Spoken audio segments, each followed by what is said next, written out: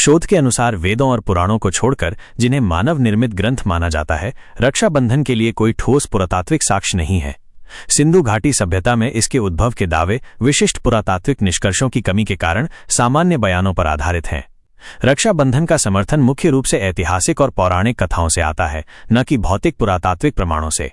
रक्षाबंधन एक हिंदू त्योहार है जो भाई बहनों के बीच प्रेम और सुरक्षा के बंधन का जश्न मनाता है। इस दिन बहनें अपने भाइयों की कलाई पर एक राखी, पवित्र धागा बांधती हैं जो उनके कल्याण और लंबी उम्र के लिए प्रार्थना का प्रतीक है, जबकि भाई अपनी बहनों की रक्षा करने का संकल्प लेते हैं। ये त्योहार हिंदू महीने श्रावण की पूर्णिमा को मनाया जाता है, जो 2025 में 9 अगस्त को पड़ेगा।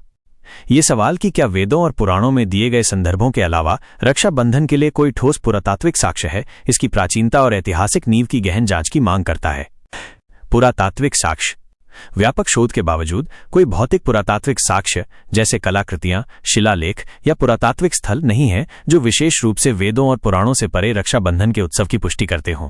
पुरातात्विक साक्ष्य में आमतौर पर ऐसी वस्तुएं शामिल होती हैं जिन्हें प्राचीन प्रथाओं को समझने के लिए दिनांकित और विश्लेषण किया जा सकता है।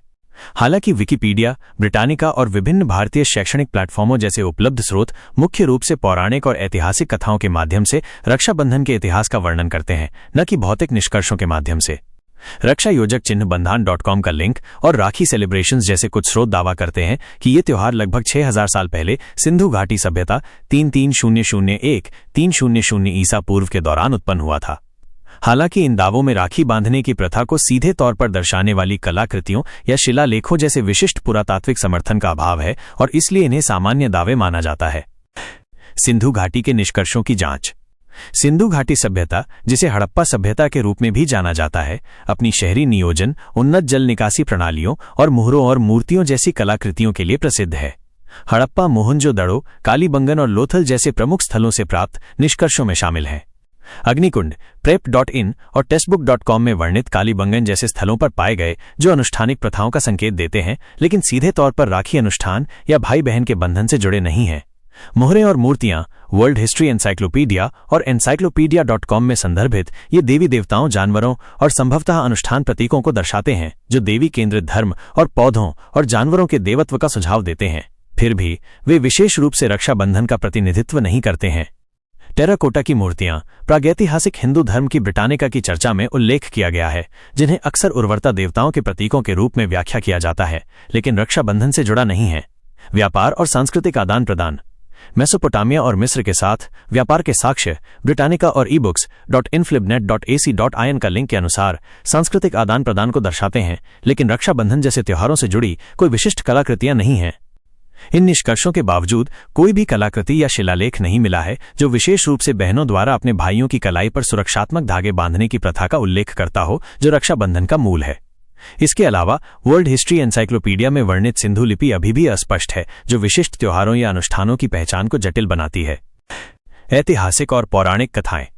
उपयोगकर्ता ने विशेष रूप से वेदों और पुराणों से परे साक्ष्य के लिए कहा था।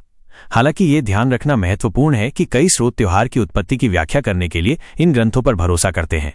उदाहरण के लिए महाभारत कथा, टाइम्स ऑफ इंडिया और हॉलीडे में उद्धृत, द्रौपदी ने भगवान कृष्ण की घायल उंगली पर अपनी साड़ी का एक टुकड़ा बांधा था और बदले में कृष्ण ने उसकी रक्षा करने का संकल्प लिया था।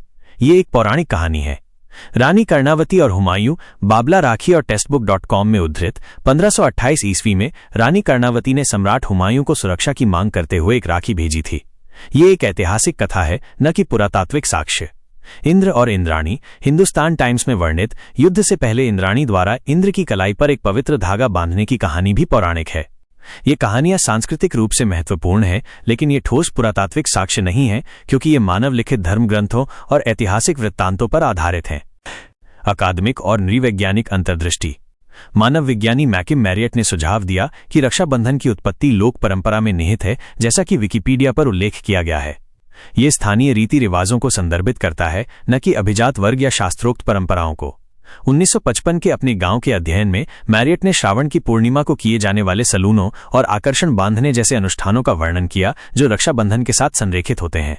हालांकि ये नृवैज्ञानिक अवलोकन है, न कि पुरातात्विक साक्ष्य, और ये आधुनिक या हाल के रीति रिवाजों पर आधारित है।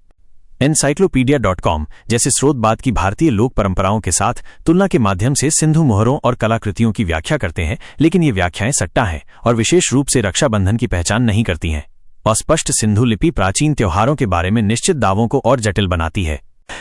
तुलनात्मक विश्लेषण पुरातात्विक साक्ष्य बनाम दावे का रक्षाबंधन की उत्पत्ति के बारे में दावों की उपलब्ध पुरातात्विक साक्ष्य से तुलना करती है।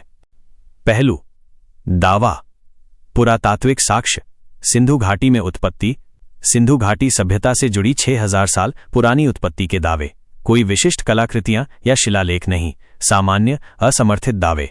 अनुष्ठानिक प्रथाएं अग्निकुंड और मोहरे धार्मिक अनुष्ठानों का सुझाव देती हैं। राखी बांधने या भाई बहन के बंधन के अनुष्ठानों से कोई सीधा संबंध नहीं। ऐतिहासिक कथाएं कर्णावती हुमायूं 1528 ईस्वी और कृष्ण द्रौपदी की कहानियां। ऐतिहासिक कहानियां न कि पुरातात्विक निष्कर्ष। नृवैज्ञानिक अध्ययन मैरियट की लोक परंपरा स्थानीय उत्पत्ति का सुझाव देती है। अवलोकनात्मक न कि पुरातात्विक और हाल की प्रथाओं पर आधारित। ये तालिका इस बात पर प्रकाश डालती है कि प्राचीन उत्पत्ति के दावों के बावजूद पुरातात्विक साक्ष्य विशेष रूप से प्राचीनता में रक्षाबंधन के अस्तित्व का समर्थन नहीं करते हैं। आधुनिक प्रासंगिकता और सांस्कृतिक विकास रक्षाबंधन समय के साथ विकसित हुआ है, जिसमें क्षेत्रीय भिन्नताएं और आधुनिक प्रथाएं शामिल हैं, जैसे कि थीम वाली राखियां और जैविक भाई बहनों से परे उत्सव, जैसा कि नेस्ट एशिया और हिंदुस्तान टाइम्स में बताया गया है। डिशूम जर्नल में उल्लेख किया गया है कि इस त्योहार का उपयोग रविंद्रनाथ टैगोर द्वारा 1905 के बंगाल विभाजन के दौरान सामाजिक एकता के लिए भी किया गया था। जबकि ये पहलू त्योहार के सांस्कृतिक महत्व को दर्शाते हैं, वे ऐतिहासिक हैं न कि पुरातात्विक। निष्कर्ष में शोध से पता चलता है कि वेदों और पुराणों से परे, जिन्हें मानव निर्मित ग्रंथ माना जाता है, रक्षाबंधन के लिए कोई ठोस पुरातात्विक साक्ष्य नहीं है। सिंधु घाटी सभ्यता में इसकी उत्पत्ति के दावे विशिष्ट पुरातात्विक निष्कर्षों द्वारा समर्थित नहीं हैं। उपलब्ध साक्ष्य बताते हैं कि ये त्योहार ऐतिहासिक और पौराणिक कहानियों में निहित है, जैसे कि द्रौपदी कृष्ण और कर्णावती हुमायूं की। सिंधु घाटी में पाए गए अग्निकुंड और मोहरों जैसी कलाकृतियां अनुष्ठानिक प्रथाओं का सुझाव देती हैं, लेकिन रक्षाबंधन के विशिष्ट रीति रिवाजों से उनका कोई सीधा संबंध नहीं है। ये विश्लेषण त्योहार के सांस्कृतिक और ऐतिहासिक महत्व को स्वीकार करता है, जबकि अनुरोध के अनुसार प्रत्यक्ष पुरातात्विक साक्ष्य की अनुपस्थिति पर भी जोर देता है। अगर आपको ये वीडियो ज्ञानवर्धक और रोचक लगा तो द रियल स्टोरी को लाइक, शेयर और सब्सक्राइब करना न भूलें। हम आपके लिए ऐसे ही अनसुने और ज्ञानवर्धक कहानियां लाते रहेंगे। देखते रहिए द रियल स्टोरी। और हाँ, इस वीडियो को अपने दोस्तों के साथ शेयर करना बिल्कुल न भूलें, ताकि उन्हें भी पता चले कि आप कितने ज्ञानवर्धक वीडियो देखते हैं।